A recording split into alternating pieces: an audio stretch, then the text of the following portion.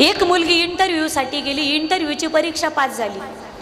त्यावेळी तिला त्या परीक्षकांनी प्रश्न विचारला, हे मुली तुला नोकरी लागणार आहे आता, त्यावेळी तुला नोकरी करायची नीती नेमकी कशासाठी? त्या बाईने सांगितलं, मला नोकरीच्या पैशातून मला माझं स्वतःचं हक्काचं घर बांधायचं. आश्चर्य वाटलं. तू एवढी मोठी झालीस, कदाचित तुझी लेकरं सुद्धा 10-10, 15-15 वर्षाची असते, आणि आतापर्यंत तुला स्वतःचं घर नाही बांधता आलं का? घर नाही तुला स्वतःचं? तिने सांगितलं, सगळ्यांचं घर आहे, पण मला स्वतःचं घर बांधायचंय. कारण ज्यावेळी सासरी भांडणं होतात त्यावेळी नवरा म्हणतो, तुला तुझ्या बापाच्या घरी नेऊन घालतो, आणि बापाच्या घरी नेऊन घातलं. 1 महिना झालं की आई म्हणते, बाळ किती भांडणं झाले तर मुलीने तिच्या घरीच नांदायचं असतं, हे घर तुझं नाही बघा.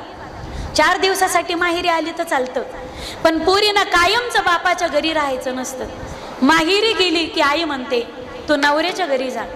नवऱ्याच्या घरी गेली की नवरा म्हणतो, बापाच्या घरी जा.